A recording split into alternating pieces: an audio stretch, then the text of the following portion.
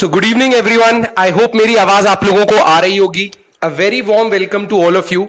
आज lecture number 2 है economics का, और हमने जो कल बैंकिंग पे छोड़ा था, आज हम उसको मॉनेटरी पॉलिसी कमेटी क्या होती है, मॉनेटरी पॉलिसी क्या होती है, उसके रिस्पेक्ट में चीजें समझेंगे। ठीक है, ये one of the most important lecture है। मॉनेटरी पॉलिसी हो गया, फिस्कल पॉलिसी हो गया, कैपिटल मार्केट हो गया, नेशनल इनकम हो गया, ठीक है, कैलकुलेशन ऑफ नेशनल इनकम, ये सारे 4-5 लेक्चर जो है वो कंसेप्चुअल हैं। उसके बाद आप जो चाहे वो कर सकते हैं, फिर वो रट्टा और प्रैक्टिस वाली बात आ जाती है। बट कुछ एक एक डेढ़ घंटे के लेक्चर ऐसे होंगे जो बहुत ज्यादा इंपॉर्टेंट होंगे आपके लिए। तो मेरा ये रिकमेंडेशन है, उनको अच्छे से देखिए, कोई डाउट हो तो पूछिए। ठीक है, चलिए, तो will be starting in a minute. मेरी आवाज आ रही है आप लोगों को?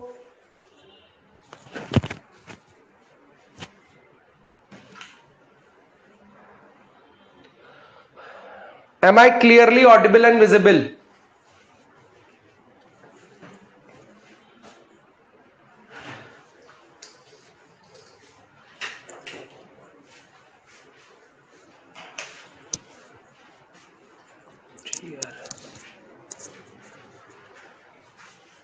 Great. चलो, so this is lecture number 2. This is lecture number 2. And today we are going to start with monetary policy. हमने कल देखा था बैंकिंग वाला पार्ट। तो बैंकिंग में जो सेकंड स्टैटिक वाला पार्ट जो था, स्टैटिक वाला जो पार्ट था, वो अभी हम कवर नहीं कर रहे हैं। मैंने आपको एक ब्रीफ आइडिया दे दिया। पहले हम मॉनेटरी पॉलिसी करेंगे, बाद में जाएंगे हम बैंकिंग पे, आरबीआई, एसबीआई। ठीक है, कल तो वो बचा हुआ था इसलिए मैंने करा दिया था, वो उतना कंसेप्चुअल चीजें पहले पढ़ो। तो RBI, SBI, rural regional rural bank, small payments bank, Airtel payments bank या पेटीएम, ये सारी चीजें क्या होती हैं ये हम बाद में देखेंगे। पहले हम मॉनेटरी पॉलिसी वाला कॉन्सेप्ट देखेंगे कि बैंक करता क्या है, टाइप्स ऑफ बैंक और बैंकों के टाइप, स्टैटिक पार्ट हम बाद में देखेंगे। पहले हम देखेंगे बैंक करता क्या है। ठीक है, देखो, I hope everyone is ready. पहले हम देखेंगे मॉनेटरी पॉलिसी। मॉनेटरी में शब्द आता है मनी, यानी there is a policy related to the money available. There is a policy that is related to the availability of the money. बिल्कुल simple English है अभी तो, ठीक है। लेकिन how we can control the availability of money depends on certain factors, and out of all those factors one of them is banking. तो banking के through हम देखेंगे, बैंकिंग के थ्रू कैसे हम मनी अवेलेबिलिटी को कंट्रोल कर सकते हैं, ये हमें देखना है। बट हाँ, हमें पता है कि मनी की अवेलेबिलिटी बहुत सारी चीजों पर डिपेंड करती है, and one of them is banking. Fair enough, banking है। लेकिन मॉनेटरी पॉलिसी क्या है कि बैंक अपने लॉजिक्स कैसे बनाते हैं, अपने लॉजिक्स कैसे बनाते हैं to control money in market, to control money. This is known as monetary policy. This is known as monetary policy. Banks किस लॉजिक के थ्रू मनी की अवेलेबिलिटी को बढ़ाते या घटाते हैं, उसको हम मॉनेटरी पॉलिसी बोलते हैं। तो एक पॉलिसी ऐसी है जो हमें ये हेल्प करती है कि मनी को बढ़ा दो, मनी को कम कर दो, लेकिन क्यों, ये सब हम देखेंगे। तो मॉनेटरी पॉलिसी में हम मनी की अवेलेबिलिटी पे डिस्कस करने वाले हैं। क्या यहां तक सबको सारी चीजें क्लियर है? क्या यहां पर सबको सारी चीजें क्लियर है? मुझे ये बताओ। ग्रेट, चल बढ़िया है, आगे बढ़ते हैं। सेकेंड, देखो, एक छोटा सा कॉन्सेप्ट समझो, इन्फ्लेशन, जिसको हिंदी में बोलते हैं मुद्रास्फीति। ठीक है, ध्यान से समझना।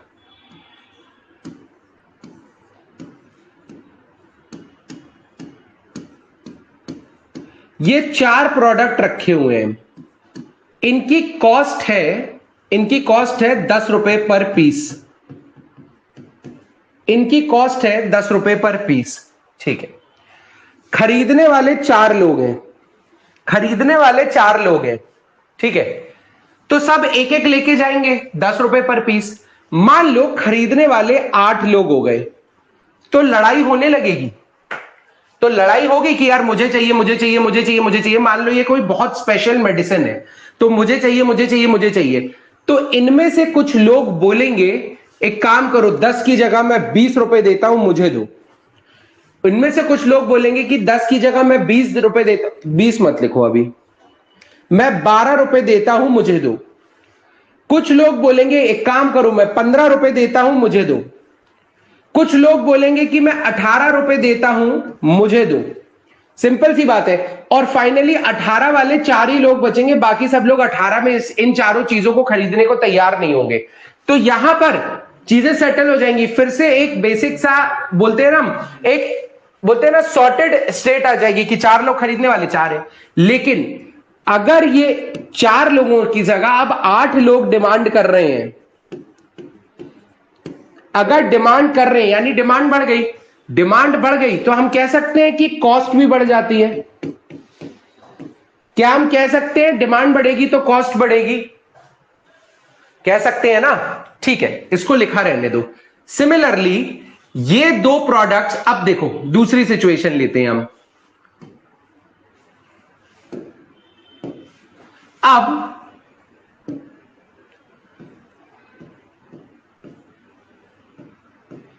दो पीसेस खराब हैं, डिमांड 4 ही है, मतलब 4 ही लोग इसको डिमांड कर रहे हैं, लेकिन अब पीसेस कम है। अब पीसेस कम है, इसमें क्या होगा? इसमें भी यही, इनमें अब है तो 2 ही पीसेस, डिमांड उतनी है, लेने वाले 4 ही हैं, लेकिन पीसेस 2 ही है। तो अब कोई बोलेगा 12, कोई बोलेगा 14, कोई बोलेगा 16। 16 में खरीदने वाले मान लो जैसे 2 लोग हैं, 2 लोग बाहर हो गए, 16 में नहीं होता तो 18 जाता, 20 जाता, 25 जाता, 25,000 जाता। जब तक 2 लोगों की डिमांड नहीं बचेगी ना, तब तक ये चीज चलती रहेगी। मान लो 16 रुपए पे 2 लोग अग्री करते, 2 लोग बोलते भाई हमें 16 वाला का नहीं खरीद रहा, ऐसे ऐसी कराए। समझ में आया? यानी डिमांड सेम है, डिमांड सेम है, सप्लाई कम हो गई है, सप्लाई कम हो गई है तो कॉस्ट बढ़ गई। यहां पे क्या था? सप्लाई सेम थी, सप्लाई सेम थी, डिमांड बढ़ी थी तो कॉस्ट बढ़ गई। तो क्या हम ये चीज बोल सकते हैं, अगर सप्लाई कम हो रही है या डिमांड बढ़ रही है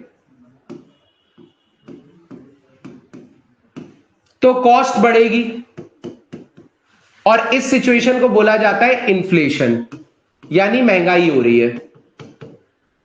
तो कभी कभी हम बोलते हैं ना महंगाई बढ़ रही है, सब्जियों के रेट बढ़ रहे हैं। तो सब्जियों के रेट क्यों बढ़ रहे हैं? खाने वाले उतने ही लोग हैं, लेकिन मार्केट, अब बारिश हो गई ज्यादा, खराब हो गई सब्जियां, तो सप्लाई कम हो गई, रेट बढ़ गए। समझ रहे हो? ट्रांसपोर्टेशन में बहुत सारी चीजें वेस्ट हो जाती है, गोडाउन में रखे रखे सड़ जाती हैं। तो यूजुअली जो इन्फ्लेशन इंडिया में सब्जियों को लेके होता है वो सप्लाई साइड से होता है। ठीक है, जैसे रेमडेसिविर थी, रेमडेसिविर मेडिसिन कोविड में सप्लाई कम नहीं हुई थी, सप्लाई उतनी थी बल्कि बढ़ गई थी, लेकिन उसके बाद भी डिमांड बहुत ज्यादा बढ़ गई थी। तो अनइवन सर्कमस्टांसेस पे डिमांड बढ़ने की वजह से भी हमने महंगाई देखी है। 800 की दवाई 50-50 हजार रुपए में बिकी है। तो हमें पता है ये दोनों सिचुएशन अगर आई तब इन्फ्लेशन होगा, और इन्फ्लेशन तब तक होगा जब तक डिमांड सप्लाई का मैच नहीं हो जाता। ठीक है, यहां तक सबको समझ में आया? यहां तक सबको समझ में आया? यहां तक सबको समझ में आया? मुझे सबका यस चाहिए। मैं बता रहा हूं बेहतरीन तरीके से इकोनॉमिक्स सीख जाओगे, चाहे हिंदी से हो, इंग्लिश से हो, कॉमर्स से हो, जहां से हो। समझ में आ रहा है? ठीक है। अब अगर इन्फ्लेशन है, अब उल्टा चलते हैं, सॉल्यूशन क्या है इन्फ्लेशन का आप लोग दोगे। अगर इन्फ्लेशन है तो हमें क्या करना चाहिए? अगर इन्फ्लेशन है इसको हम सॉल्व कैसे करेंगे? अगर इन्फ्लेशन है तो हम इसे सॉल्व कैसे करेंगे, जल्दी बताइए। If there is an inflation, how we will deal with this problem? Solution आपकी स्क्रीन पे लिखा हुआ है। अगर भाई अगर इन्फ्लेशन है तो इन्फ्लेशन के कारण हमें पता है कि सप्लाई कम हो गई होगी या डिमांड बढ़ गई होगी। तो सोल्यूशन क्या है? Fixing the supply is not the solution, increasing the supply. या तो आप देखो, अगर महंगाई है तो आपको पता है कि भाई सप्लाई कम है या डिमांड ज्यादा है, तो या तो आप सप्लाई बढ़ा दो या तो आप डिमांड कम कर दो, है ना। यही दो सोल्यूशन है इन्फ्लेशन के, है कि नहीं। इन्फ्लेशन के यही दो सोल्यूशन है, या तो लोग सप्लाई बढ़ा दो या तो डिमांड कम कर दो। अब सप्लाई होती है अलग अलग लोगों के हाथ में, डिमांड होती है इंसानों के, मतलब लोगों के हाथ में जो पैसे से इसको खरीदते हैं। जो सप्लाईज हैं वो तो जैसे मान लो कि टमाटर है तो वो फार्मर पे डिपेंड करेगी, रेमडेसिविर है तो वो किसी मेडिकल कंपनी पे डिपेंड करेगी। तो सप्लाई किसी एक के हाथ में नहीं होती है, सप्लाई किसी एक के हाथ में नहीं होती, और सप्लाई बढ़ाना बहुत मुश्किल है। आप कहां से नया फार्म लाओगे, अब बारिश हो गई, जमीन ही खराब हो गई, तो सप्लाई बढ़ाना किसी के हाथ में नहीं रहता है। सप्लाई बढ़ाना मतलब वो अलग सिचुएशन होती है कि एक और प्लांट डाल देंगे, लेकिन अब सप्लाई इतना आसान नहीं बढ़ाना। क्या आप डिमांड कम कर सकते हो? हाँ, लोगों के हाथ में पैसा कम कर दोगे तो डिमांड कम हो जाएगी। लोगों के हाथ में पैसा कम कर दिया तो डिमांड कम हो गई, डिमांड कम हो गई तो कॉस्ट कम हो जाएगी, कॉस्ट कम हो गई तो इन्फ्लेशन कम हो जाएगा। तो अगर आपको महंगाई कम करनी है तो आपको डिमांड कम करना जरूरी है, हाँ या ना। आपको डिमांड कम करना जरूरी है कि नहीं है, ये बताओ। ये बेसिक प्रिंसिपल पूरी इकोनॉमी में चलेगा, ये बेसिक प्रिंसिपल पूरी इकोनॉमी में चलेगा, ठीक है। सो अब हम किस पे ध्यान देंगे? अगर मुझे इन्फ्लेशन कम करना है तो मुझे मार्केट से पैसा कम करना है, ठीक है। अगर मुझे इन्फ्लेशन बढ़ाना है, मतलब कई बार ऐसा होता है ना, गरीबी आ गई, मंदी आ गई, डिफ्लेशन हो गया, मतलब ग्रोथ ही नहीं दिख रही है कंट्री में। इन्फ्लेशन बुरी चीज नहीं है, महंगाई अच्छी चीज है, ग्रोथ का प्रतीक होता है। अगर वो जीरो या नेगेटिव में चली गई ना तो खराब है। तो कई केसेस में महंगाई को बढ़ाना भी पड़ता है। तो इस केस में आपको पैसा मार्केट में डालना पड़ेगा, लोगों के हाथ में पैसा देना पड़ेगा और लोन देने पड़ेंगे, तो डिमांड बढ़ेगी। ये कॉन्सेप्ट समझ में आया कि नहीं आया, ये बताओ मुझे। सबका क्लियर लिख के दे दो तो मैं भी आगे बढ़ूं, क्योंकि एक एक स्टेप करके हम आगे बढ़ेंगे ना। मैं 4 या 5 क्लासेस ऐसी होंगी जिसमें मुझे इंटरेस्ट रेट कुछ नहीं है अभी योगेश, अभी इंटरेस्ट रेट की बात ही नहीं आई है, लॉजिक्स पे बात कर रहे हैं अभी हम। We are actually discussing only on the logical part, ठीक है। अगर मुझे इन्फ्लेशन कम करना है तो मुझे मार्केट से पैसा निकालना है, इन्फ्लेशन बढ़ाना है यानी महंगाई बढ़ानी है तो मुझे मार्केट में पैसा डालना है। ये मुझे अभी तक समझ में आया, बिल्कुल आया रे बाबा, आया कि नहीं आया? बिल्कुल आया। अब ये पैसा कम कैसे कर सकते हैं या बढ़ा कैसे सकते हैं? पैसा किसके हाथ में होता है? रिजर्व बैंक ऑफ इंडिया के और उनकी ब्रांचेस के। ब्रांचेस मतलब कि गलत लिख दिया, ब्रांचेस तो। और किसके हाथ में होता है? रिजर्व बैंक ऑफ इंडिया के हाथ में होता है, अदर बैंक्स के हाथ में होता है, ठीक है। यानी मार्केट में पैसा अगर मैं कम ज्यादा करूं तो मैं महंगाई को कम ज्यादा कर सकता हूं। तो इसी वजह से आरबीआई का एक काम है इन्फ्लेशन टारगेटिंग या inflation controlling. Inflation control, control से बेटर वर्ड है टारगेटिंग। टारगेटिंग क्यों? कि टारगेट करना है कि इन्फ्लेशन इतना रहना चाहिए, महंगा अगर बहुत बढ़ गया तो पैसा कम कर लो, अगर बहुत कम हो गया तो पैसा बढ़ा दो। तो टारगेट रहता है कि इसके बीच में इन्फ्लेशन रहना चाहिए, बस, ठीक है। यहां तक समझ में आया? तो अब बात आ गई है हमारे बैंक्स पे, इसीलिए इनको मॉनेटरी पॉलिसी को हमें बैंकिंग के अंदर रहना पड़ेगा, और इस पैसे को कम ज्यादा करने की जो पॉलिसी बनाती है आरबीआई उसको मॉनेटरी पॉलिसी बोलते हैं। मॉनेटरी पॉलिसी सबको क्लियर हो गया?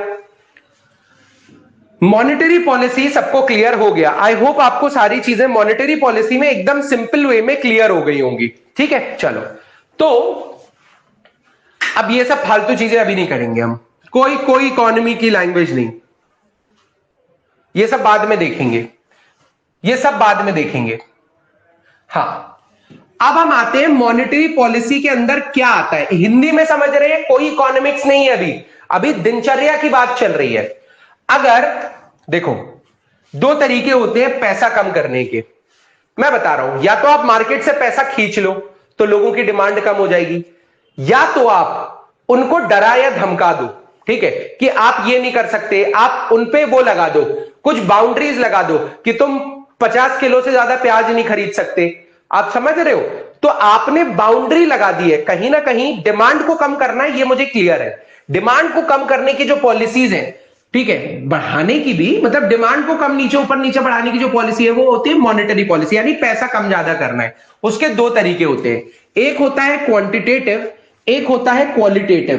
क्वांटिटेटिव होते हैं रेट्स, बहुत सारे रेट्स की बात हमने सुनी है, अभी कुछ नहीं, रेट सेट कुछ नहीं होता, बस ये समझो कुछ वैल्यूज हैं जिनको बैंक बदलता है जिसकी वजह से मार्केट में पैसा कम ज्यादा होता है, ठीक है। और कुछ रेगुलेशंस होती हैं जो बैंक बदलता है जिसकी वजह से मार्केट में कम ज्यादा पैसा होता है। हमें पैसा कम ज्यादा करना है डिमांड के लिए, कुछ नहीं पढ़ेंगे इनमें से हम, ठीक है। आगे बढ़ते हैं, सिंपल देखो, सबसे पहली टर्म आप समझो open market operations. Open market operations क्या होता है? ओपन मार्केट ऑपरेशंस देखो, सरकारी बॉन्ड होता है एक, सरकारी बॉन्ड, ठीक है। इसकी कीमत, इस पे 100 रुपए लिखा हुआ है, ठीक है, ये आपको 90 रुपए में मिल जाएगा, ठीक है। और इस पे 2 साल लिखा हुआ है, यानी ये अभी आपको 90 रुपए में मिलेगा, 2 साल बाद ये आपका 100 रुपए का बिकेगा। 100 रुपए इसकी फेस वैल्यू होगी, 90 रुपीज इसकी परचेज वैल्यू होगी, ठीक है। एक तरीके से ये सेविंग्स करने का तरीका है। हम मार्केट में मतलब अब मान लो कि मैं अगर अकाउंट में जमा करूं तो वो ठीक है, वो भी एक तरीका है, बट हाँ ये भी एक तरीका है, इसको बोलते हैं बॉन्ड्स, बॉन्ड्स, ठीक है, सरकारी बॉन्ड, समझ में आया। अब अगर लोगों के सामने ये लेके जाया जाए तो लोग इसको खरीदेंगे, लोग इसको खरीदेंगे। एक काम करो, ये बोलो 100 रुपए और ये 50 रुपए में मिल रहा है या 30 रुपए में मिल रहा है, एक काम करो, ठीक है, 3 गुना पैसा हो रहा है 2 साल में, आप खरीदोगे कि नहीं खरीदोगे? बिल्कुल खरीदोगे भाई, 3 गुना पैसा 2 साल में कौन, 3 साल में कौन देता 33% रिटर्न, ठीक है, खरीदोगे। खरीदोगे तो लोगों के हाथ से पैसा कम होना चालू हो जाएगा, लोगों के हाथ से पैसा कम होना चालू हो जाएगा, और इसकी वजह से अब आपने अपना पैसा इसमें डाल दिया तो आप डिमांड नहीं करोगे कि मैं कार लेना चाहता हूं, मैं ये लेना चाहता हूं, मतलब आप खरीदोगे नहीं, चीजें खरीदोगे नहीं तो उन चीजों की डिमांड कम होगी, डिमांड कम होगी, डिमांड कम होगी तो इन्फ्लेशन कम हो जाएगा। यस और नो? तो क्या ये बॉन्ड्स, क्या ये बॉन्ड्स पैसा, मार्केट से पैसा निकालने के लिए यूज हो सकते हैं? क्या ये बॉन्ड्स मार्केट से पैसा निकालने के लिए यूज हो सकते हैं? जल्दी बताओ, क्या ये बॉन्ड्स मार्केट से पैसा निकालने के लिए यूज हो सकते हैं?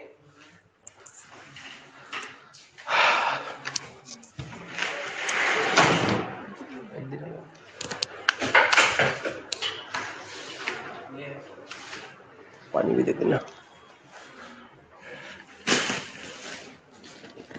जस्ट अ सेकेंड, पानी वानी पी लिया जाए थोड़ा।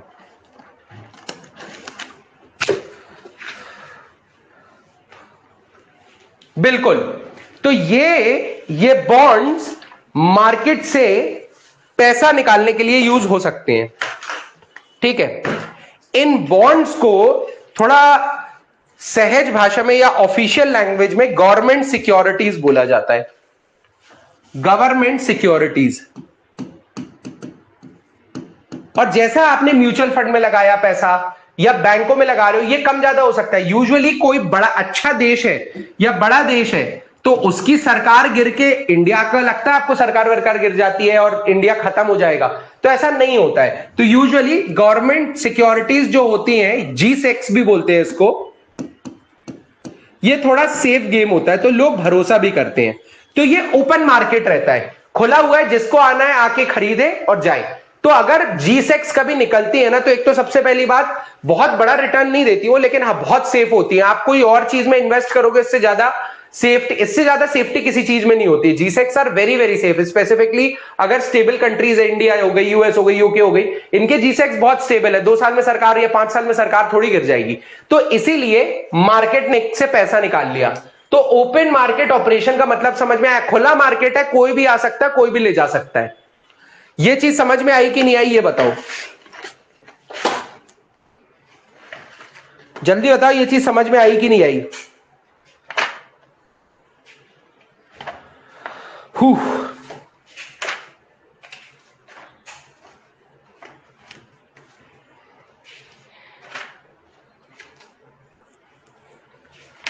आई कि नहीं आई?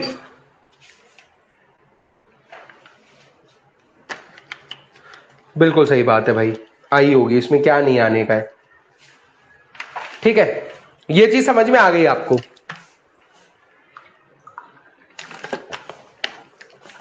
चलो, यानी ओपन मार्केट ऑपरेशन समझ में आया। हल्का फुल्का करते हैं अभी।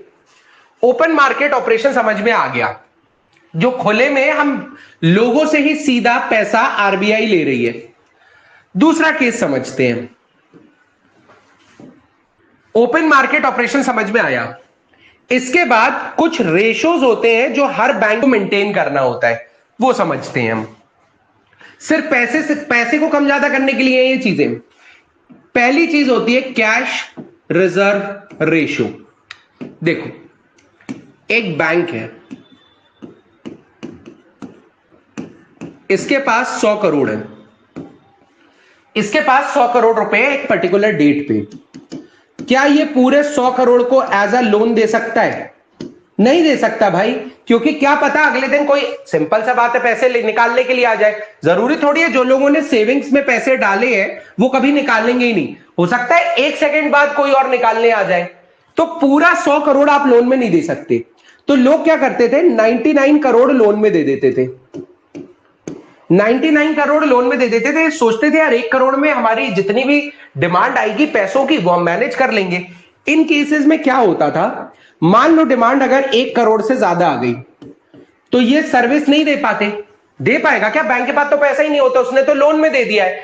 तो ये बैंक्स जो कस्टमर अपना पैसा निकालने के लिए, देखो कोई कस्टमर पैसा जमा करता है, उसी पे वो 100 करोड़ जमा किया है लोगों ने, उस 100 करोड़ को ये लोन देता है बैंक।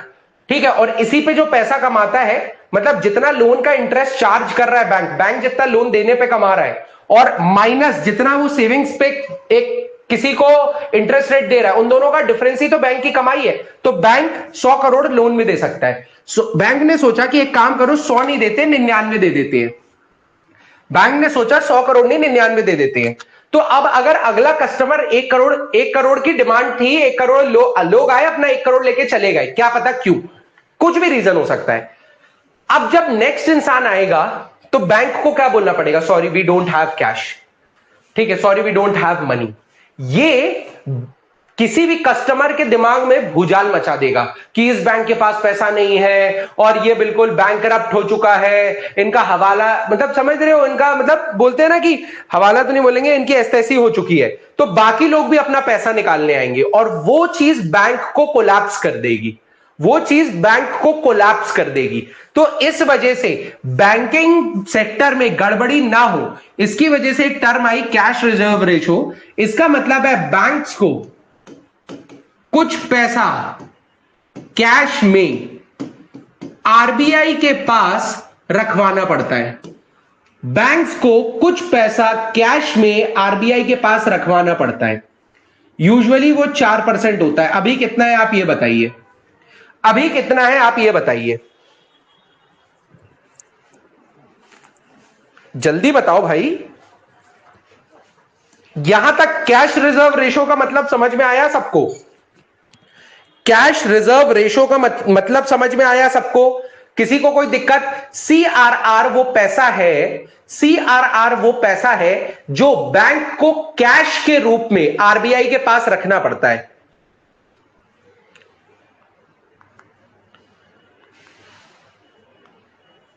जो बैंक को आरबीआई के पास रखना पड़ता है।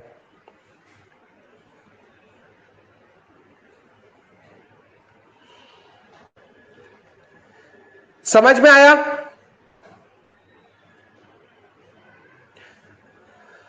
चलो आगे बढ़ते हैं। मुझे भी नहीं पता सीआरआर कितना चल रहा है अभी, 4.5 होता है। ठीक है, अब आरबीआई के पास रखना है। अगर मैं बोलूं आरबीआई 4 से इसको, मान लो 4% है, 4 से इसको 4.5% कर दे, तो बैंकों को ज्यादा पैसा रिजर्व में रखना पड़ेगा, ज्यादा पैसा रिजर्व में रखना पड़ेगा, यानी रिजर्व्स आपकी बढ़ जाएंगी। तो जो पैसा लोन देने के लिए अवेलेबल है वो कम हो जाएगा। लोन देने के लिए जो पैसा अवेलेबल है वो कम हो जाएगा। लोन देने के लिए जो पैसा अवेलेबल है वो कम हो जाएगा, है ना। लोन देने के लिए पैसा जो अवेलेबल है वो कम हो जाएगा। लोन, अब भाई बैंकों को तो अपना प्रॉफिट चाहिए ही है, वो तो प्रॉफिट पे ही चलते हैं। अब ऐसा थोड़ी कि पहले 10 रुपए कमा रहे थे अब 8 रुपए कमा के मान जाएंगे। वो क्या करेंगे, लोन कम हो जाएगा तो लोन को महंगा कर देंगे, लोन रेट्स बढ़ा देंगे। और अगर लोन रेट्स बढ़ा देंगे तो कम लोग लोन लेंगे, कम लोग लोन लेंगे। और अगर कम लोग लोन लेंगे तो लोगों के हाथ में पैसा कम होगा, तो डिमांड कम हो जाएगी। हाँ या ना ये बताओ। तो क्या आप कैश रिजर्व रेशो को बढ़ा के इन्फ्लेशन को कम कर सकते हो? पहला तरीका हमने ओपन मार्केट ऑपरेशन देखा कि कैसे मार्केट से पैसा वापस लेना है। इससे हमने देखा कि कैसा और ज्यादा पैसा मार्केट में जाने से रोकना है हमें, लेकिन पैसे को कम कर रहे हैं हम मार्केट में, पैसे को कम कर रहे हैं हम मार्केट में। समझ में आया? दोनों बहुत डिफरेंस नहीं है, दिमाग नहीं लगाओ। ओपन मार्केट ऑपरेशंस में हमने जीसेक्स दे के पैसा खींचा था, इसमें हमने कैश रिजर्व रेशो बढ़ा के पैसा और घुसने से रोक दिया है। तो आपको समझ में आया ना, कैश रिजर्व रेशो को बढ़ा के हम कैसे डिमांड को कम कर सकते हैं। समझ में आया ना? आया ही होगा, ठीक है। तो कैश रिजर्व रेशो हमें समझ में आया। दूसरा एक और रेशो होता है स्टैट्यूटरी लिक्विडिटी रेशो, एसएलआर। देखो, अब कुछ चीज तो आप कैश के रूप में बैंक को रखनी पड़ती है, लेकिन एक बड़ा जंक जो पहले 22% हुआ करता था, अब मुझे नहीं पता अभी कितना है, लेकिन हाँ ये बड़ा होता है, मतलब 18-20% होता है, ठीक है। ये आपको इजीली, मतलब मान लो कि अगर डिमांड बहुत ज्यादा बढ़ रही है ना, लोग बहुत ज्यादा पैसा निकालने आ रहे हैं, तो तुरंत आपका ये जो अमाउंट है ये पैसे में बदल जाए। अब देखो, कैश रिजर्व रेशो जब आप सीआरआर में रखते हो तो बैंक आपको कोई इंटरेस्ट रेट नहीं देता है, कोई इंटरेस्ट रेट नहीं देता। यानी आप बैंक 4% पैसा आपका ब्लॉक्ड है और उस पर कोई कुछ पैसा भी नहीं कमा रहे हो, आप उस पर कुछ पैसा भी नहीं कमा रहे हो। तो उसके अलावा आरबीआई को यह लगता है कि भाई सिर्फ 4% से नहीं होगा, हमें एक बड़ा जंग चाहिए। तो आरबीआई बोलता है कि चलो आप पूरा तो कैश के रूप में नहीं रख सकते हो, आपका धंधा भी नहीं चल पाएगा, तो आपने एक चीज सीआरआर के रूप में रख दी। दूसरा होता है एसएलआर। एसएलआर, एसएलआर का क्या मतलब होता है, यह भी रिजर्व में रखना है आपको, लेकिन यह रिजर्व एकदम कैश में नहीं होगा जिससे आप कुछ ना कमा पाओ। यह होगा गोल्ड। आप गोल्ड के रूप में रख सकते हो क्योंकि गोल्ड तुरंत पैसा बन जाता है। आप कैश रखना चाहो तो कैश भी रख सकते हो, कोई दिक्कत नहीं है, ठीक है। और तीसरे, कैश से इनको कोई कमाई नहीं होगी, गोल्ड से कमाई होगी, गोल्ड ले लिया महंगा होगा। तीसरा होता है बहुत सारी सिक्योरिटीज, जैसे गवर्नमेंट सिक्योरिटी ले लो। इस गवर्नमेंट सिक्योरिटी तुरंत चली जाती है, ठीक है, आसान होता है गवर्नमेंट सिक्योरिटी को बेचना और पैसे कमाना। लेकिन हाँ, गवर्नमेंट सिक्योरिटी में पैसा कम, बैंक ये रखता है अपना कुछ पैसा गवर्नमेंट सिक्योरिटी में डाल के, बट इसलिए कि इनको बहुत ज्यादा लॉस ना हो। अगर ये पूरा ही पैसा 25% 30% कैश में रखेगा तो ये कुछ कमा नहीं पाएंगे, लेकिन हाँ इतना बड़ा लॉस ना हो इसलिए ये छोटी छोटी चीजों में डालते हैं जो सेफ है। एकदम लोन दे दिया, अब जैसे किसी को इन्होंने लोन दे दिया तो कल उससे पैसा मांगोगे तो वो लौटा देगा क्या? नहीं लौटाएगा यार। तो जो भी टोटल अमाउंट होता है ना, उसका 30% या 25-27% रहता है जो आपको बाहर देना ही नहीं है, लोन के लिए देना ही नहीं है। आप पैसा कमाना चाहते हो 4% कैश रिजर्व रेशो के अलावा, जो एसएलआर में चीजें आप रखोगे उससे पैसा कमा सकते हो, बहुत ज्यादा नहीं, जैसे जी6 हो गया, ट्रेजरी बिल्स हो गया, ठीक है। स्टेट अपना पैसा उठाने के लिए लोन लेता है तो स्टेट डेवलपमेंट लोन्स हो गए, ये सब आप समझोगे। लेकिन ये सेफ चैनल्स है जहां पे बैंक का पैसा तुरंत निकाला जा सकता है अगर कस्टमर डिमांड कर रहे हैं तो। समझ में आया? सिमिलरली अगर आपने एसएलआर बढ़ा दिया, एसएलआर बढ़ा दिया, वही कहानी, एसएलआर बढ़ा दिया तो कम पैसा लोन देने के लिए अवेलेबल है, कम पैसा लोन देने के लिए अवेलेबल है तो लोन महंगे हो जाएंगे, लोन महंगे हो जाएंगे तो लोग कम लोन लेंगे, लोग कम लोन लेंगे तो डिमांड कम होगी और इन्फ्लेशन कम होगा। तो ये पूरी कहानी एसएलआर और सीआरआर की। अब जो डाउट्स हैं आपको वो पूछो आप मुझे। नहीं, open market operation, SLR, CRR, open market operations, SLR और सीआरआर, क्या सबको क्लियर है यहां तक? क्या सबको क्लियर है चीजें यहां तक? क्लियर लिखो। अगर आपको पैसा मार्केट से बाहर निकालना है, अगर आपको पैसा मार्केट से बाहर निकालना है,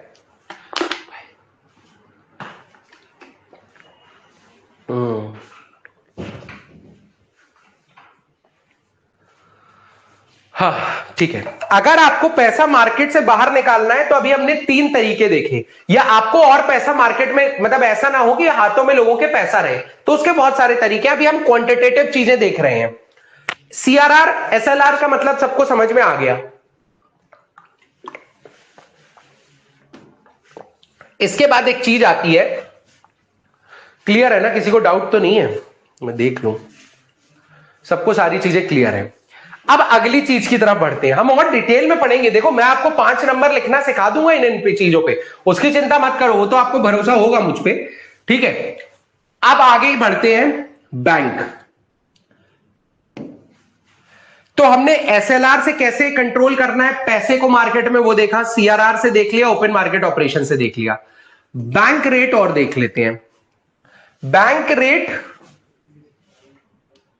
ये क्वालिटेटिव के अंदर नहीं है, ये डायग्राम यहां पर जुड़ा हुआ है, ठीक है। ये मार्केट यहां पे जुड़ा हुआ है डायग्राम, ठीक है। ऐसा करते हैं, रुको लाइन ही हटा दो, समझ में आया? तो ये डायग्राम यहां पे जुड़ा हुआ है।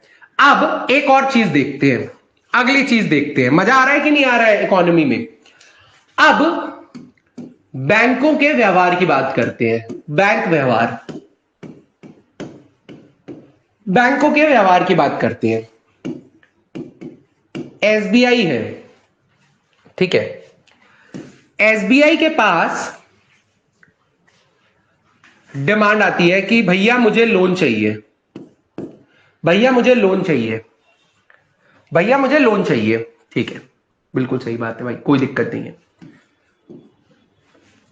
ये अपने जो भी इसका पूल होता है पैसों का, उसमें से ये लोन दे देता है, उसमें से ये लोन दे देता है।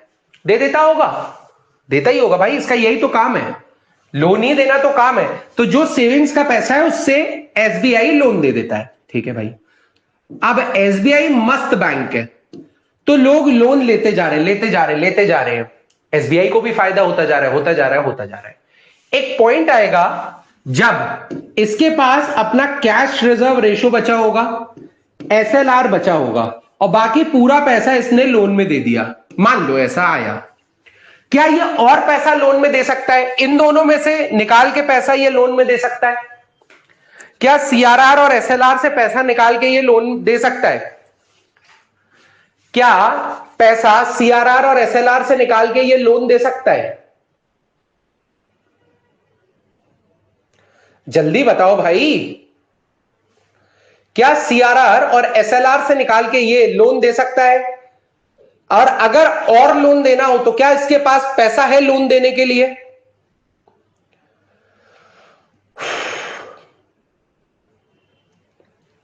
क्या इसके पास पैसा है देने के लिए? नो बिल्कुल भाई, अभी तक तुम लोग समझ गए हो यार, तुम लोग smart people, you people are really smart, कि ये चीजें नहीं दी जा सकती। लेकिन एसबीआई के अंदर लालच रहेगा, तो एसबीआई क्या बोलेगा, एक काम करो, कहीं से पैसा मिल जाए तो मजा आ जाएगा। तो एसबीआई को पता है पापा देंगे पैसा, तो एसबीआई आरबीआई के पास जाएगा, ठीक है, बोलेगा मुझे चाहिए पैसा। आरबीआई बोलेगा कि अब बेवकूफ तो है नहीं हम, एक काम करो, छोटे समय के लिए चाहिए कि बड़े समय के लिए चाहिए? तो एसबीआई बोलता है मुझे शॉर्ट टर्म के लिए चाहिए, शॉर्ट टर्म के लिए चाहिए। तो ये बोलता है मैं एक इंटरेस्ट चार्ज करूंगा तुमसे, बहुत ज्यादा नहीं होगा लेकिन एक ठीक अमाउंट होगा। तो एसबीआई आरबीआई से उधार लेता है एक इंटरेस्ट रेट पे, उस इंटरेस्ट रेट को बोलते हैं रेपो रेट, उस इंटरेस्ट रेट को बोलते हैं रेपो रेट, उस इंटरेस्ट रेट को बोलते हैं रेपो रेट, ठीक है, समझ में आया? लेकिन क्या एसबीआई जो मन चाहे वो मांग सकता है आरबीआई से? नहीं, एक लिमिट होगी ना, कि जब तक आप इतना इतना अमाउंट आप रेपो रेट पे ले सकते हो उधार आरबीआई से, होगी ना। इससे ऐसा थोड़ी है कि अंड बंड कुछ भी ले लो, नहीं तो एसबीआई पूरा ही पैसा ले ले। तो अगर एसबीआई पूरा पैसा ले लेगा आरबीआई से, तो आरबीआई बाकी बैंक्स की अगर जरूरतें होंगी तो उनको नहीं पूरा कर पाएगा। तो हर बैंक की एक लिमिट होती है जहां तक वो पैसा ले सकता है आरबीआई से अपनी जरूरतें पूरी करने के लिए शॉर्ट टर्म में। लो निपट गया, अंडू। हाँ, शॉर्ट टर्म के लिए, शॉर्ट टर्म के लिए, और जिस रेट पे लेता है, मतलब जिस रेट पे उधार लेता है कि ठीक है 100 रुपए आप मुझे दो, मैं 104 रुपए आपको वापस करूंगा 1 साल बाद, ठीक है, तो वो रेट होता है रेपो रेट। रेपो रेट का मतलब सबको समझ में आया? यार छू भी नहीं रहा, फिर ये क्यों जा रहा है इधर उधर? रेपो रेट का मतलब सबको समझ में आया कि नहीं आया ये बताओ? रेपो रेट का मतलब सबको समझ में आया कि नहीं आया ये बताओ? अरे रेपो रेट का मतलब मुझे लगता है आप सबको समझ में आ गया होगा। रेपो रेट का मतलब मुझे लगता है आप सबको समझ में आ गया होगा। अब ठीक है, अब मान लो महंगाई है, मान लो महंगाई है, मान लो महंगाई है, ठीक है, तो कैसे क्या करेंगे?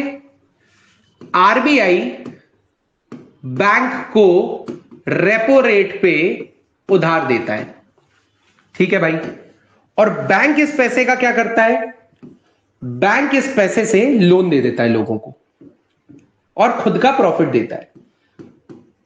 Bank use this money to give loan, ठीक है भाई, फेयर इनफ।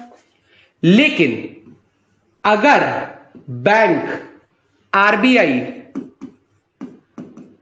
रेपो रेट बढ़ा दे, अगर आरबीआई रेपो रेट बढ़ा दे, तो आपको नहीं लगता कि एसबीआई लोन लेना, एसबीआई आरबीआई से लोन लेना कम कर देगा? क्योंकि महंगा हो गया है अब लोन। अगर एसबीआई आरबीआई से लोन लेना कम कर देगा तो एसबीआई के हाथ में कम पैसा रहेगा, तो एसबीआई अगर लोन लेना कम कर देगा तो वो लोन देना लोगों को भी कम कर देगा और इसकी वजह से डिमांड कम होगी और इसकी वजह से इन्फ्लेशन कम होगा। तो आप क्या कह सकते हो कि आरबीआई रेपो रेट को बढ़ा के, आरबीआई रेपो रेट को बढ़ा के मार्केट में डिमांड कम कर सकता है। क्या आप ये कह सकते हो? क्या आप ये चीज कह सकते हो?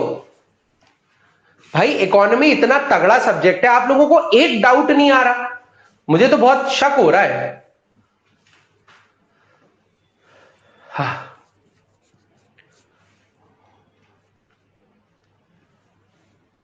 ठीक है, आरबीआई रेपो रेट बढ़ा के इन्फ्लेशन को कम कर सकता है। समझ में आया? रेपो रेट में मुझे नहीं लगता कि कोई दिक्कत किसी को होनी चाहिए।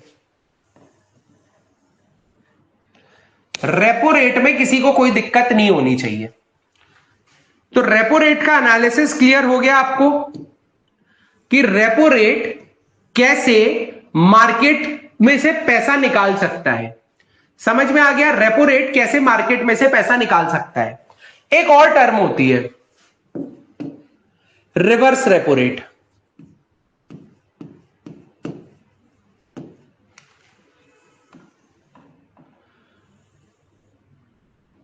Reverse repo rate, reverse repo rate क्या होता है? देखो, अभी एसबीआई आरबीआई से पैसे ले रहा था रेपो रेट पे। हो सकता है आरबीआई को पैसे लेने की जरूरत पड़ जाए एसबीआई से, इसको बोलते हैं रिवर्स रेपो रेट, इसको बोलते हैं रिवर्स रेपो रेट। आरआरआर, वो आरआर था रेपो रेट, इसको बोलते हैं रिवर्स रेपो रेट। समझ रहे हो? इसको बोलते हैं रिवर्स रेपो रेट।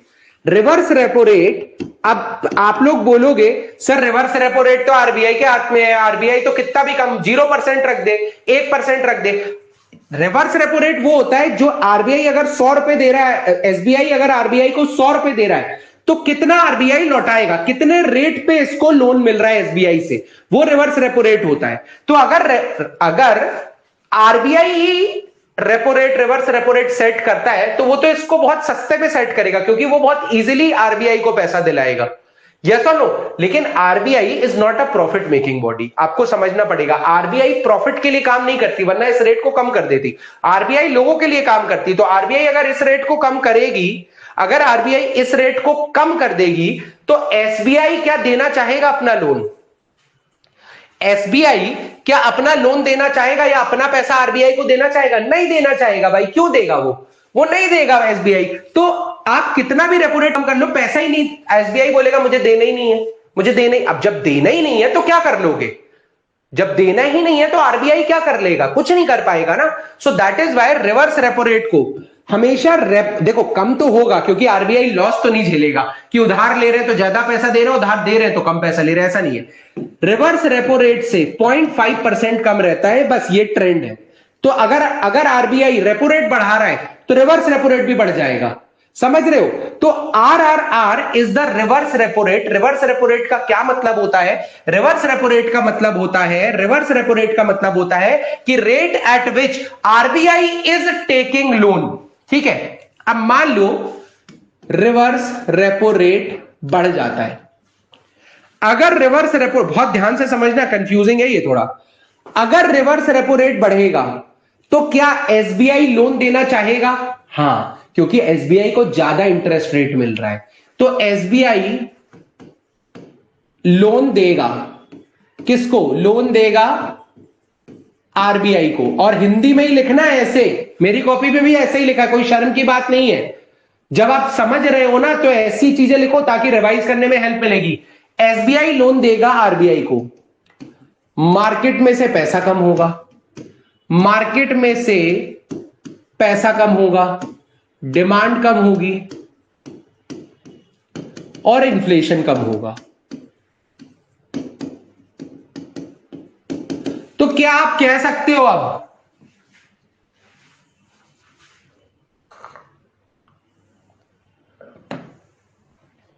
क्या आप कह सकते हो, अब समझ में तो आ रहा होगा, क्या आप कह सकते हो रेपो रेट बढ़ाने से इन्फ्लेशन कम होता है? कई लोगों को लगता है रिवर्स रेपो रेट बढ़ाने से इन्फ्लेशन बढ़ जाएगा। नहीं, रिवर्स रेपो रेट बढ़ाने से भी इन्फ्लेशन कम होता है। ठीक है, हम सारे केसेस देखेंगे अभी। रिवर्स रेपो रेट बढ़ा दिया तो भी इन्फ्लेशन कम हो जाएगा, रिवर्स रेपो रेट बढ़ा दिया तो भी इन्फ्लेशन कम हो जाएगा। ठीक है भाई। अब कई बार बोलते हैं ना कि आपको तलब मचती है कुछ चीजों की, तो ऐसे ही बैंक्स को तलब मचती है। बैंक्स को तलब मचती है, मतलब भाई लोन देना है, यही मौका है, पैसा कमा लो, यही मौका है, पेल के पैसा कमा लो। ठीक है, तो बैंकों को तलब मचती है। अब मैंने आपको एक चीज बताई थी, अब बैंकों को और उधार चाहिए आरबीआई से। एसबीआई में इसलिए लिख रहा हूं ताकि वो सारे बैंकों को रिप्रेजेंट कर रहा है। ठीक है, अब एसबीआई आरबीआई से रेपो रेट पे उधार लेता है, यहां तक पता है। मान लो कि लिमिट खत्म हो गई, मान लो कि लिमिट खत्म हो गई एसबीआई की रेपो रेट पे लेने की, तो आरबीआई ने एक और फैसिलिटी बना के रखी है जिसको बोलते हैं मार्जिनल स्टैंडिंग फैसिलिटी, कि इसको बोलते हैं पीनल रेट्स, मतलब पेनल्टी रेट्स। आप समझ लो कि अब देखो तुमने अपना रेपो रेट पे अपना सिस्टम, अपना कोटा एग्जॉस्ट कर लिया, तुम्हें और पैसा चाहिए तो महंगा मिलेगा। तो जो एमएसएफ होता है ना, वो रेपो रेट से 0.5% ज्यादा होता है। तो अब अगर एसबीआई को और लोन चाहिए तो एक लिमिट तक और लोन मिल सकता है, थोड़ा महंगा, उसको बोलते हैं मार्जिनल स्टैंडिंग फैसिलिटी। क्या आपको repo rate, reverse repo rate और मार्जिनल स्टैंडिंग फैसिलिटी क्लियर हुआ? CRR, SLR, repo rate, reverse repo rate, marginal standing facility और ओपन मार्केट ऑपरेशंस, क्या ये चीजें आपको क्लियर हुई? कुछ गड़बड़ तो नहीं लग रही? हैवी तो नहीं लग रहा? बिल्कुल हैवी लग रहा होगा तो मैं यहीं रुक जाऊंगा भाई, कोई दिक्कत नहीं है, हम डिस्कस करेंगे 15 मिनट, कोई दिक्कत नहीं है। मुझे सबका यस चाहिए, मजा आ रहा है कि नहीं, क्लियरिटी मिल रही है कि नहीं, ये बताओ। तो हमने स्टार्ट की थी ये class monetary policy. Monetary policy मतलब मनी की अवेलेबिलिटी। मनी की अवेलेबिलिटी मतलब पैसा मार्केट में कितना है, कम है, ज्यादा है, पैसे की अवेलेबिलिटी। पैसे की अवेलेबिलिटी का जो मैनेजमेंट है, उसकी जो पॉलिसी बनती है, उसको मॉनेटरी पॉलिसी बोलते हैं। साक्षी, आरआरआर डिमांड कैसे कम करेगा? देखो ध्यान से समझना। रिवर्स रेपो रेट, अगर मैं रिवर्स रेपो रेट बढ़ाऊंगा तो एसबीआई को ज्यादा पैसा मिलेगा, पैसा मिलेगा लोन देने का। एसबीआई आरबीआई को लोन दे रहा है, उसी रेट को तो आरआरआर बोलते हैं ना। Reverse repo rate is rate at which RBI is boring from SBI. मतलब अगर रिवर्स रेपो रेट 7% है तो आरबीआई को 7% इंटरेस्ट भरना पड़ेगा एसबीआई को। तो अगर आरआरआर बढ़ गया, 7 से 8% हो गया, तो आरबीआई को ज्यादा पैसा भरना पड़ेगा एसबीआई को। आरबीआई को ज्यादा पैसा भरना पड़ेगा एसबीआई को। तो इसकी वजह से क्या होगा, ज्यादा पैसा मिलेगा लोन देने पे, तो एसबीआई खुश होगा और खुशी खुशी आरबीआई को देगा। ठीक है, खुशी खुशी आरबीआई को देगा, क्योंकि आरबीआई से इसको व्यवहार भी बनाने रहते हैं। ठीक है, खुशी खुशी आरबीआई को देगा। अब अगर इसने पैसा आरबीआई को दे दिया है तो लोगों को देने वाला लोन, लोगों को देने वाला लोन, लोगों को देने वाला लोन कम हो जाएगा, क्योंकि वो पैसा तो ये आरबीआई को उधार के रूप में दे चुका है, कम हो जाएगा। अगर कम हो जाएगा, लोन कम हो जाएगा, तो लोगों के हाथ में पैसा कम रहेगा, पैसा कम रहेगा तो डिमांड कम रहेगी, और डिमांड कम रहेगी तो इन्फ्लेशन कम होगा। समझ में आया कि आरआरआर बढ़ाने से कैसे इन्फ्लेशन कम होगा, महंगाई को कैसे कम किया जा सकता है रिवर्स रेपो रेट बढ़ाने से? क्लियर हुआ साक्षी?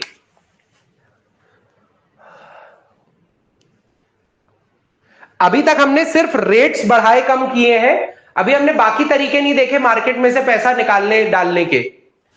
ठीक है, तो अब अगर मैं आपसे बोलूं कि मार्केट में पैसे की बात है, अच्छा एक दो चीजें और समझ लो।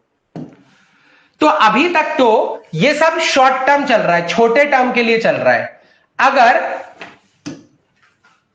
अगर किसी को बड़े टर्म के लिए पैसा लेना है, ये तो शॉर्ट टर्म है, तो reverse repo rate, reverse repo rate और मार्जिनल स्टैंडिंग फैसिलिटी, ये छोटे समय के लिए उधार होते हैं बैंक के। लेकिन जब बड़े समय के लिए उधार लिया जाता है तो उसको बोलते हैं bank rate, BANK, bank rate. और याद रखना, bank rate reverse repo rate plus 0.5% होता है, यानी बैंक रेट और मार्जिनल स्टैंडिंग फैसिलिटी बराबर होती है। ठीक है, ये याद रखना। बैंक रेट जो है वो लॉन्ग टर्म लोन रहता है, लॉन्ग टर्म लोन रहता है। जैसे बैंक को अगर नई बिल्डिंग्स बनानी है, नया प्रोजेक्ट करना है, तो बड़े बड़े लोन लेता है बैंक। तो ये वो चीज है, कोई कैंपेन चलाना है, ठीक है, छोटे लोन जो रहेंगे वो होते हैं, उसको बोलते हैं LAF।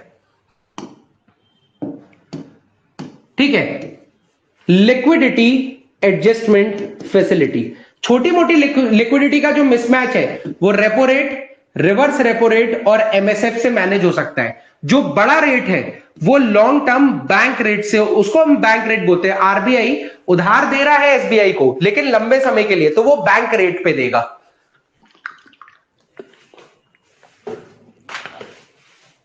ये पूरी स्क्रीन क्लियर हो गई है? क्वालिटेटिव की बात नहीं कर रहा हूं, सिर्फ क्वांटिटेटिव टूल्स की बात कर रहा हूं मैं। क्या ये पूरी स्क्रीन आपको क्लियर हो गई है? क्या ये पूरी स्क्रीन आपको क्लियर हो गई है? ये थी हमारी मॉनेटरी पॉलिसी का क्वांटिटेटिव पार्ट, कि पैसे को कैसे कम करना है मार्केट में। दूसरा होता है क्वालिटेटिव पार्ट।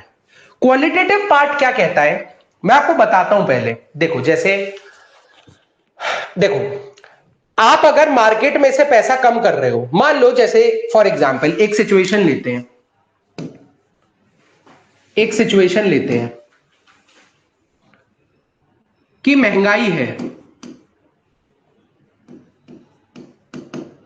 महंगाई है, किस में? रियल एस्टेट में, और मान लो सपोज एग्रीकल्चर में। महंगाई है रियल एस्टेट में और एग्रीकल्चर में। है भाई, बिल्कुल है। क्या इसके लिए क्वांटिटेटिव टर्म्स यूज हो सकते हैं? क्या इसके लिए, लॉजिक से बताना, क्या इसके लिए क्वांटिटेटिव टर्म यूज हो सकते हैं? जल्दी बताओ, जल्दी बताओ।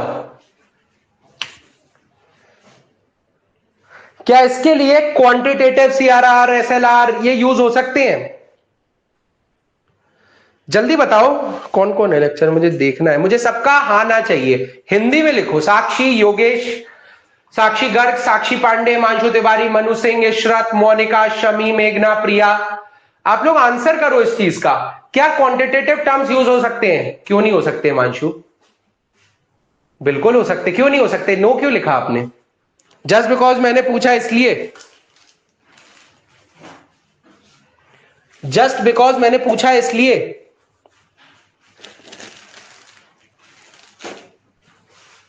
हो सकते हैं कि नहीं हो सकते हैं? मैं थोड़ी देर 2 मिनट बैठता हूं। अब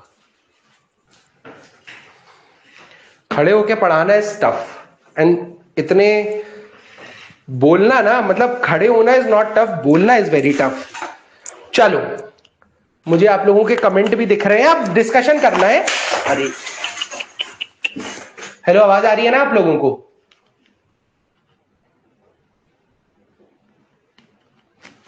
क्वालिटेटिव टूल्स का तो अभी कुछ करना ही नहीं है अपने को।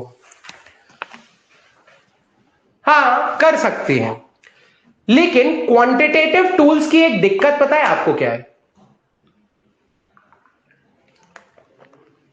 देखो, आपकी स्क्रीन पे लिखी हुई है। अब अगर आप क्वांटिटेटिव टूल्स यूज करते हो तो लोगों के हाथ से पैसा कम होगा। होगा कि नहीं होगा ये बताओ। मान लो महंगाई की बात कर रहे हैं, कुछ भी, मतलब जो भी है, आपने क्वांटिटेटिव टूल्स यूज किए तो लोगों के हाथ से पैसा कम हुआ। होगा कि नहीं होगा? बिल्कुल होगा सर, यही तो पढ़ रहे हैं हम 1 घंटे से। लेकिन ये जो पैसा है, क्या ये आदमी या औरत या कोई और सिर्फ इसी के लिए यूज कर रहे हैं? पैसा कम हुआ तो हो सकता है वो बच्चों की हेल्थ खराब करने लगे, खराब चीजें, एजुकेशन खराब करने लगे। मतलब पैसा कम हो गया तो एक काम करो, स्कूल बंद कर दो। तो लोगों के हाथ में पैसा कम हो रहा है, क्या सही आदमी के हाथ में पैसा कम हो रहा है? नहीं। यहां तो क्वांटिटेटिव टूल जनरली सभी के हाथ में पैसा कम कर देते हैं। अब अगर पैसा कम हुआ तो गाड़ियां भी लोग कम खरीदेंगे, तो ऑटोमोबाइल सेक्टर भी गिर जाएगा। गिरेगा कि नहीं? पैसा कम हुआ है तो हर सेक्टर गिरेगा। तो क्वांटिटेटिव टूल्स जो है वो जनरल टूल्स हैं, अगर महंगाई जनरली बढ़ रही है तब यूज कर सकते हो आप। लेकिन अगर ये दो सेक्टर में आप चाहते हो ये दो सेक्टर में ही पैसा कम हो, आप चाहते हो ये दो सेक्टर में ही पैसा कम हो, तो आप इन टूल्स का यूज नहीं कर सकते, वरना ये जनरल लेवल पे बाकी सेक्टर्स की में भी मतलब इन्फ्लेशन कम कर देगा। और मान लो कि एजुकेशन में इन्फ्लेशन कम हो रहा है तो लोग कम पैसा दे रहे हैं, कम भेज रहे हैं बच्चों को, तो ये खराब चीज है कि नहीं है? ये बताओ। क्योंकि अगर आपने सीआरआर बढ़ा दिया, एसएलआर बढ़ा दिया, रेपो रेट बढ़ा दिया, रिवर्स रेपो रेट बढ़ा दिया, तो आप समझ रहे हो कि क्या हो सकता है? आप जनरली सबके हाथों से पैसा कम कर रहे हो, क्योंकि बैंक्स के लिए तो सब बराबर है कि नहीं है? तो ये गड़बड़ चीज है भाई। तो क्वांटिटेटिव टूल्स जनरल सेंस में महंगाई कम करने के काम आती हैं, लेकिन स्पेसिफिक सेंस में क्वालिटी, जब किसी जॉब की क्वालिटी मैटर करती है तो क्वालिटेटिव टूल्स काम आते हैं। जैसे लिमिट लगाना। अब इनमें से कोई चीज कम नहीं करी, इन्होंने बोला आप लोन दे रहे हो, बिल्कुल दो। एक टर्म है प्रायोरिटी सेक्टर लेंडिंग, इसके अंदर बैंक्स ने कुछ लिस्ट दी है। इसमें बोला एग्रीकल्चर, एजुकेशन, इनको आपको, जैसे कई बैंक्स होते हैं उनको 75% लोन इनको देते हैं, जैसे बैंक्स होते हैं, नहीं तो कम से कम 40%, 18%, 22%, कुछ रेगुलेशन है, हमें उससे कोई मतलब नहीं है, अभी समझ रहे हैं हम, नंबर्स हम बाद में देखेंगे। बट आरबीआई की कुछ नियम कायदे कानून होते हैं कि आपको इतना % लोन इस प्रायोरिटी सेक्टर को देना ही है। हो सकता है वो गरीबों के लिए, हो सकता है वो ट्रांसजेंडर के लिए, ऐसे बहुत सारी चीजें हैं। इसमें 7 से 8 चीजें ही आपको रटी होनी चाहिए, बाद में देखेंगे, मुझे भी नहीं रटी है, ठीक है। बट प्रायोरिटी सेक्टर लेंडिंग कर दिया, तो अगर आपकी लिमिट है कि यार इनको तो देना ही है, तो आप बाकी जगह लोन कम दोगे ना, आप बाकी जगह लोन कम दोगे, और अगर आप बाकी जगह कम लोन दोगे तो महंगाई कम हो जाएगी। फॉर एग्जाम्पल, दूसरी चीज ये होती है कि रियल एस्टेट में आप अपने टोटल का 20% से ज्यादा लोन नहीं दे सकते, यानी लिमिट लगा दी। तो अब सीआरआर एसएलआर करके सबके हाथ से पैसा नहीं लिया है, सिर्फ जो लोन ले रहा था रियल एस्टेट के लिए उसके हाथ से पैसा रोका है। लॉजिक समझ में आ रहा है कि अब कोई भी बैंक 20% से ज्यादा लोन रियल एस्टेट के नाम पे नहीं दे सकता कि घर बनवाने हैं, घर बनवाने, तो घर बनवाने के लिए आप लोन नहीं दे सकते हो, सिर्फ अपने टोटल वैल्यू का सिर्फ 20% दे सकते हो। तो आपको नहीं लगता कि नहीं तो भाई क्या पता वो 70% रियल एस्टेट को दे रहा हो, तो लोगों के हाथ में पैसा बढ़ रहा है तो रियल एस्टेट बढ़ रहा है, ठीक है, महंगा हो रहा है। लेकिन आप क्या किया, लिमिट लगा दी। फेयर एनफ ना। तो क्वालिटेटिव टूल्स काम आते हैं जनरल सेंस में, क्वांटिटेटिव टूल्स जनरल सेंस में काम आते हैं। क्वालिटेटिव टूल जो बैंकों को, आरबीआई को जो करवाना होता है ना, आरबीआई और सरकार को, वो करते हैं क्वालिटेटिव टूल्स। क्या यहां तक सबको समझ में आया? समझ में आया कि नहीं आया? ठीक है। अब जैसे क्वालिटेटिव टूल्स में जैसे कई वो होती है कि एक बीच में पहल थी आरबीआई की, लोगों को पता चला कि बैंक हमें पैसा दे रहे हैं, ठीक है, तो लोगों ने सोचा पर्सनल लोन ले लें। पर्सनल लोन लेके खर्च कर देते थे, उनको लगता था अभी तो पैसा आ रहा है ना, सबको पैसा दे रही है सरकार, बैंक पैसे दे रहे हैं, बाद में लौटाना है लौटा देंगे, लेकिन बाद में लौटा नहीं पाते थे। और बाद में फिर एक एडवर्टीजमेंट या कैंपेन निकाला था आरबीआई ने कि जब जरूरत हो तभी पर्सनल लोन लीजिए, पर्सनल लोन बहुत महंगा पड़ सकता है बाद में, ठीक है, कि लोगों को पता चले कि भाई बाद में बहुत बड़ा अमाउंट चुकाना है। तो ये होता है क्वालिटेटिव, कि वो लोन लेने से एडवर्टीजमेंट के थ्रू रोक रहे हैं। समझ रहे हो आप? अगर और एडवर्टीजमेंट भी ऐसे बनाएंगे, क्या आप भी घर बनवाना चाहते हैं लेकिन आप होम लोन की जगह क्या पर्सनल लोन लेके घर बनवा रहे हैं, तो कहीं ना कहीं ये आपको महंगा पड़ सकता है, और आज की डेट में, और ये वो फलाना ढिमकाना, तो लोगों को लोन लेने से रोक रहे हैं। कोई रेट को ऑल्टर नहीं किया है, बोलकर स्पीचेस, लेटर्स, एडवर्टीजमेंट्स, ये स्कीम्स, प्रायोरिटी सेक्टर लेंडिंग, तो इन स्कीम्स के थ्रू लोन के अमाउंट को कम नहीं कर रहे, कहीं भी इस साइड पे कुछ कम नहीं हो रहा है, सिर्फ लोन लेने की फितरत को कम करते हैं क्वालिटेटिव में, ठीक है। लोन लेने की फितरत कम हुई तो डिमांड कम हो जाती है।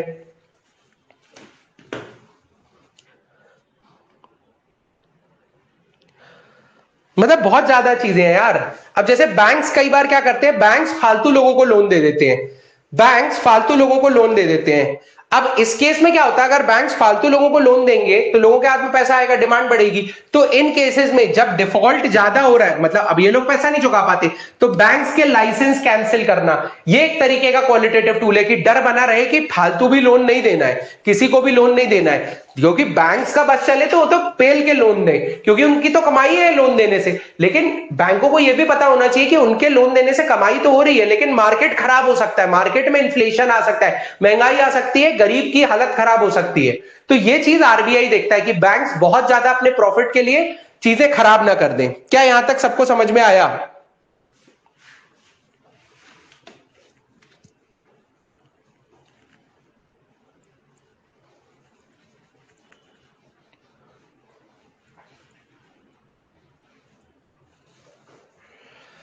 समझ में आया? क्वालिटेटिव टूल्स आज करोगे कि कल करोगे? थ्योरेटिकल है पूरे, क्वालिटेटिव रूल्स पूरे थ्योरेटिकल है, क्वालिटेटिव रूल्स जो है वो पूरे थ्योरेटिकल है। मैं ये नहीं चाहता आप लोग कंफ्यूज हो, इसलिए मैं थोड़ा कम पढ़ाना चाहता हूं। Sir, in what circumstances RBI borrows loans from other bank? देखो, मार्केट में पैसा बहुत ज्यादा है, आरबीआई को जरूरत नहीं है, आरबीआई को पैसा निकालना है मार्केट से। तो अब आरबीआई क्या करेगा, ठीक है मुझे दे दो, मैं खरीद रहा हूं तुम्हारी सिक्योरिटी, मतलब मुझे पैसा दे दो और सिक्योरिटीज ले लो। तो आरबीआई क्या करेगा, अच्छे इंटरेस्ट रेट पे पैसा ले लेगा ताकि मार्केट से पैसा निकल जाए। RBI is not a profit making body. आप बोलोगे इसमें आरबीआई का क्या फायदा है? फायदे की तो बॉडी है ही नहीं ना। आरबीआई का काम है लोकल लेवल पे या ग्राउंड लेवल पे लोगों की लाइफ को इकोनॉमिक वे में सिंपल रखना।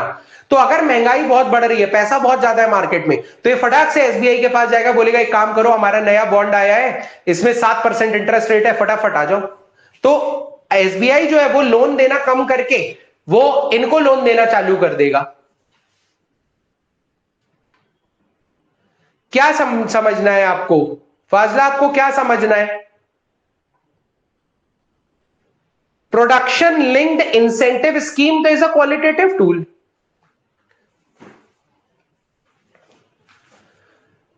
उसमें देखो इंसेंटिव मिल रहा है, क्वांटिटी वाइज इंसेंटिव मिल रहा है, इसलिए वो इंसेंटिव क्वांटिटी नहीं हो जाएगा, क्वांटिटेटिव नहीं हो जाएगा, that is a qualitative tool. You are manipulating the decisions. क्या समझना है आपको फाजला? मैंने तो कुछ समझाया ही नहीं है। क्वांटिटेटिव आपको समझ में आ गया था और क्वालिटेटिव हम कल समझेंगे। मैंने लिखाया नहीं है प्रॉपरली, आज तो कुछ भी नहीं लिखाया। एक काम करो, क्वालिटेटिव टूल्स कर ही लो यार आज, फिर बहुत लंबा खिंच जाएगा नहीं तो एक काम करो, सबसे पहले क्वांटिटेटिव देख लेते हैं जल्दी जल्दी। Open market operation, it is the process of buying and selling of government securities, bonds or treasury bills to regulate the money supply in the economy. If the government wants to reduce money supply, it issues these bond. भाई अगर सरकार को पैसा कम करना है तो ये bond निकाल देगी, बॉन्ड निकाल देगी तो लोग ये खरीदने लगेंगे, तो लोगों के हाथ से पैसा बाहर आ जाएगा और वो डिमांड नहीं रखेंगे किसी और चीज की। The money is consumed to buy this bond, thus reduce the monetary base of the economy. ठीक है। कैश रिजर्व रेशो ध्यान से समझना, इसमें प्रीलिम्स के लिए चीजें हैं, अभी तो सिर्फ हमने समझा था। Cash reserve ratio, it refers to the cash which banks have to maintain with Reserve Bank of India. तो यूपीएससी में सवाल आ चुका है, जो कैश रिजर्व रेशो रहता है वो क्या बैंक खुद रखते हैं? नहीं, वो आरबीआई बैंक्स के बिहाफ पे रखता है। ठीक है। Of the percentage of net demand and time liabilities, ये छोड़ दो अभी, ये वर्ड मैं कल समझा दूंगा। बस बैंक समझ लो, बैंक एक अमाउंट 4% किसी चीज का, वो चीज ये है, वो बाद में समझो। रिजर्व बैंक ऑफ इंडिया 1934 के तहत आरबीआई बताएगा कि सीआरआर कितना होता है। ठीक है, आरबीआई बताएगा कि सीआरआर कितना होता है। It is kept with RBI and no interest is earn on CRR, ये भी मैं बता चुका हूं। इफ वी कैन, हाँ, अब सीआरआर कहां तक बढ़ा सकता है आरबीआई? तो ये 0 से लेके 100% भी कर सकता है। और मैं एक केस बता रहा हूं जब 100% सीआरआर रहा है। क्या आप लोग बता सकते हो, एग्जाम्पल देके बता सकते हो? और हाल ही में रहा है कि बैंकों को पूरा पैसा सीआरआर के रूप में, कैश के रिजर्व के रूप के में रखना पड़ा था। अरे यार, जस्ट अ सेकेंड। चलो ठीक है, हम कल कंटिन्यू करेंगे। Thank you, all the best.